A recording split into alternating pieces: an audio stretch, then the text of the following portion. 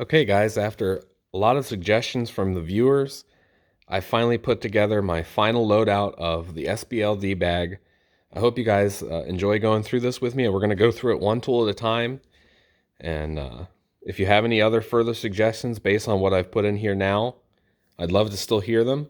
But this is working out pretty well for me now. I'm going to be using it for indoor maintenance for the most part and finished spaces. So I don't really need a closed top bag. I know we talked about that in the video that helped me decide to get the SBLD. I'm super happy with this choice, and I hope it inspires you guys to check out their bags. You might see that this is a perfect fit for you like it was for me. Okay, and before we start, I also wanted to mention I weighed this final loadout, and it weighs right about 21 pounds, a little less than 21 pounds. I had it up as high as about 24, 25 pounds, and I kind of thinned some things out that were redundant based on suggestions from you guys. So that was really helpful for me. There's a lot of capability in this bag. And so let's get started on the side pouch here. You see I have my Milwaukee 6-foot tape measure hanging here. Really don't need a big tape measure for this bag, and I don't like having to hook them on this clip on the front. I'm actually using that for something different. I also have the Olight Oak Clip. This has been my go-to little work light. Of course, I have other options inside the bag. On the pass-through pocket, I have the engineer scissors that you guys have seen. I have my stud buddy. I have a small pocket level. I have my ox marker and pencil. I did just add the 27-in-1 tamper from Klein for a precision driver. It gives you 13 double-sided bits. You really can't hold too much more in this kind of a form factor. It works out really good, and it's a good price. And one reason that I only carry a small tape measure and a small level is I decided to put my Bosch, what is this, the Blaze, I forget the model number. Let's see. This is the GLM 165 27C. This one is Bluetooth connected. I put a rechargeable pack in here, which is super convenient. I hate changing out batteries and devices and having those batteries go bad over time and ruin your expensive stuff. This has so many functions. You can use it as a level. It's a laser distance measure. So many other things. You can also do calculations on here, and then you can send those right to your phone. And so it makes a perfect pairing for this bag. I have some quick options I can use, and then if I'm really getting into a project, I'll use this. Also on the side here, for my Allen keys, I decided to go with the Railer ball end 1-inch bits, just because these work really well with the screwdrivers that I have included in here. I didn't go for the longer 2-inch because I don't really need those, and you'll see why when I get to the other side. And I have a locking 6-inch bit holder in here. This is Diablo. It works well for the drill that I have in the back here. In the front pouch, I have the Weir Tool Check Plus. It actually fits pretty nicely in this front pouch. I was surprised, going by some comments that I saw. This is going to cover a lot of bases for you, and I mainly have this in here because I love these driver bits, and I like having the option to have the metric sockets on here. Of course, I have a bit ratchet and a small screwdriver if I need to for tight areas. On the inside flap, right now I have, let's see, I have a 1/4-inch adapter, 1/4-inch socket adapter. I have my Malco metric, sorry, there goes that. That's the trouble with this workbench. I have my metric flip socket in here. I have another locking bit holder from Diablo that I'm trying out. I also have the, if anybody remembers these, the Apex. These are the shielded Phillips bits that, protect your surface. They're kind of meant for like installing door handles and stuff like that. It's a good pairing to have with your drill that you're using in here. And I also have a couple of the Makita impact nut drivers that are going to work with another accessory that I have in here. On the side, I have my favorite Milwaukee Fastback. This is the, what is this one? The 4822-1505. Everybody likes part numbers. I like it because it has a pocket screwdriver in here that's locking. And you can also store one blade in here. Super handy. I did pick up the Purdy folding scraper and painter's tool. I love having one of these sharpened painter's tools as a scraper, and also for some of the intended uses. I have a spring tools door hinge tool. I forget what you call this exactly. There's several different brands on Amazon. I'll make sure to put a link for it. This is kind of a space saver, and also it frees up the hassle of having a punch and then a hammer to hammer out your door pins. This is just a much better option. Pull this out first. Everybody likes this little slim pry bar. This thing is handy just for delicate tasks. And I have a magnetic pickup tool in the bottom here. This is just a Craftsman. You never know when you're going to need something like that. And hanging, I have my 65-200 bit ratchet from Klein. Very versatile and has some of the bits with it. Paired with that, I have the 8-in-1 stubby, one of my go-to little screwdrivers. You can see I have, this is the Estwing trim pry bar in here. I have a Stanley that's a lot like this, but it has the cat's paw in the end here. I decided to go with this one because I feel like I'm probably going to be using it more on trim, but one reason I keep it in here is it has a hammer head that I find pretty useful for hammering in small nails or using with my demo driver and things like that. This is a pretty light option, and really I don't have any other kind of a hammer in here. The other pouch, I'll pull this out first since it's in the way. This is the Phalo T-handle. It's one of my favorite T-handles because it accepts any 1-inch bit or any bit really. It's super handy. This works nicely with those Railer hex keys because you can turn it into a spinning T-handle. That's super handy for quick assembly, disassembly. I have my 180 pliers wrench in here from Knipex. I decided to just put it on the outside pocket here because I have this pretty well laid out and stuffed with the essential tools that I use. But this pairs really nicely with these Joker adjustable wrenches from Vera. I have the medium and the small in here. I don't keep the extra small in here. That's in another kit, and the large is in my plumbing kit.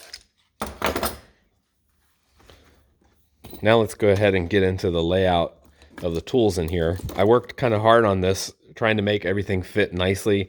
Nothing interferes with each other, and I did find a good way to stack these pliers is to have them opposing. I know some guys don't like to have the head of the pliers sticking out, but for these end nippers and for my twin grips, I actually don't mind that. And it allows you to fit things easily in these two big front pockets. And like I said, nothing gets stuck. So I haven't changed the screwdrivers much. I just have the Weehaw demo driver, the insulated flip driver from Klein. I still have the 26-in-1 Ultra driver from Weehaw, still one of my favorite ways to carry that many bits. Of course, they're double-sided bits, so they're proprietary. And I did decide to keep the Phalo Organic K driver in here because it's one of my favorite ratcheting drivers. It's not just a screwdriver. I use it as a socket driver as well. And so I have that Makita. This is the magnetic holder on here. And this package works really well with all of the sockets that I have in my Wera ToolCheck Plus. And like I said, you can get a lot more torque with this than you could, say, with the bit driver here or the one that's included with the ToolCheck. This tool is just indispensable to me. It does have its little flukes, but I highly recommend this thing for the price because it's very heavy-duty built. I did decide to take the Imperial or standard sockets out of here just because these metric sockets can cover a lot of sizes that I need. And then I do have your smaller standard sizes in these Makita sockets. And like I said, this converts all of them into a magnetic nut driver. Pretty handy. Another thing that hasn't really changed much, I still have the 10-inch Cobras from Knipex on the side. Nothing can replace these. But to complement them, I did pick up the 10-inch pair of water pump pliers. They're kind of like the alligators, but from Weehaw. I got these on clearance at Lowe's, and I'm pretty happy with them. I do like this design. I've always wanted to try these out just because they allow you to adjust things, as you can see, with my magnet, with one hand. And so that's pretty handy when you're using 2 pairs of pliers. The trouble with the Knipex sometimes is they're hard to adjust while your hands are full. And so if you're using 2 pairs of pliers, then you can adjust these with your other hand. And they fit nicely just along the side here. I don't find that I really need any side pockets over here. These fit pretty well. Sticking here in the front, I decided to keep my new Weha 8-in-1 installation pliers, is what I'm going to call them. They are just called the 8-in-1 pliers, but they are for electric installation. And these have really impressed me. I enjoy using them, and they have a good spot in this bag. Like I said, I have the twin grips opposed there, sticking up, because it allows the handles of the other pliers to fit down in here.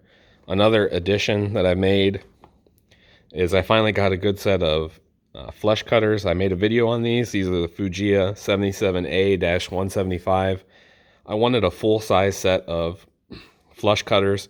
These have a comfortable grip and they're a good price. Definitely check them out. They're made in Japan. So I do have 2 more Weha tools in here. I kept the bi-cuts in here because they're some of the strongest diagonal pliers I have. And I decided to throw the end cutters from Weha in here. This is a nice size. I think these are 7-inch. Maybe not. Yeah, I think they're 7-inch.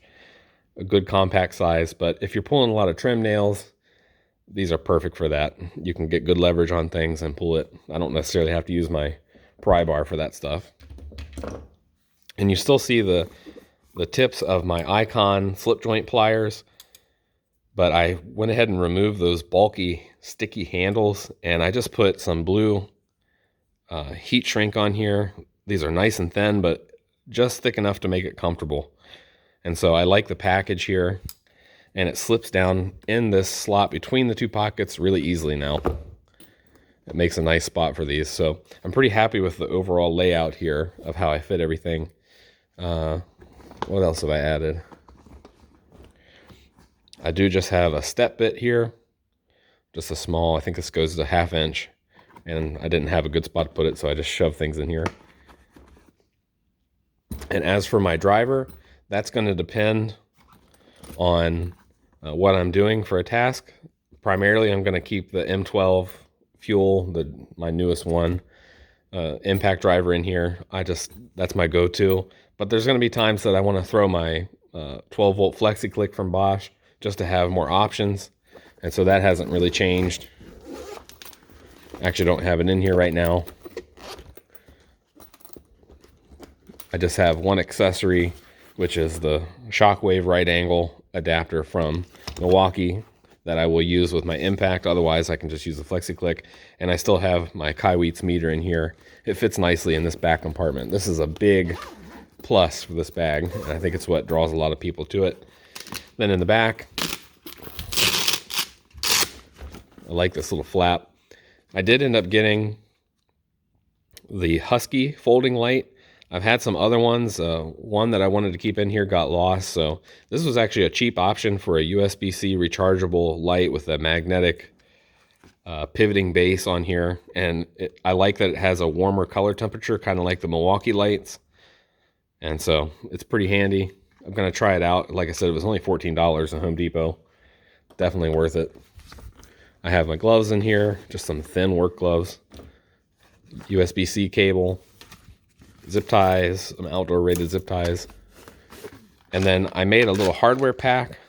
I've had one of these packs for a while and decided to add to it. I have some 1/2-inch self-tapping screws, some door hinge screws, some small little cabinet screws, some 1.5-inch construction screws, because that's what would fit in here, some wire nuts, of course, some of the big anchors. And then I decided to put some of these locking connectors from Ideal. I'm trying these out because nobody around me sells the Wagos, so I just thought I'd buy a small bag to try them out. If I decide that I like these, I'll probably try out the Wagos too. These seem to be nice for installing lights, going from stranded wire to solid wire. And it's got a pretty good bite on these things. I'm pretty impressed. So I've been trying these out. And that covers a lot of bases for me. And it fits nicely in the back here. So that's my full loadout, guys. I hope you guys enjoy this. I love watching these kind of videos.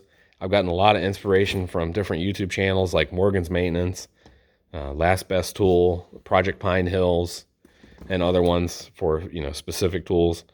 And so I hope you guys stick with me as I continue to change this around. I'm really happy with how it is now, but you never know. As I start using it more, I might decide that I want to change things up. And another thing I forgot to mention is that sometimes these screwdrivers will change. So if you see in my videos that I don't have the same screwdrivers, I haven't given up on the Phalo. Maybe I decided I want the Klein ratcheting 11-in-1 in here. Maybe I decided I didn't need an insulated driver, or I'll try another one out. But these have been my go-tos for a while now, and I'm going to stick with them. They're very dependable, and they're really good quality tools. I hope you guys check them out. And so thanks for helping me on this journey. I really appreciate the suggestions and all the feedback, and I'll probably do videos like this again in the future. I just got the SC45, which is the free promo pouch from VETO, and I would love to get suggestions on that. I've been getting a lot of questions about what'll fit in it, and I'll probably end up making a dedicated video on that too. So we'll catch you on that next video, and I hope you guys have a great one.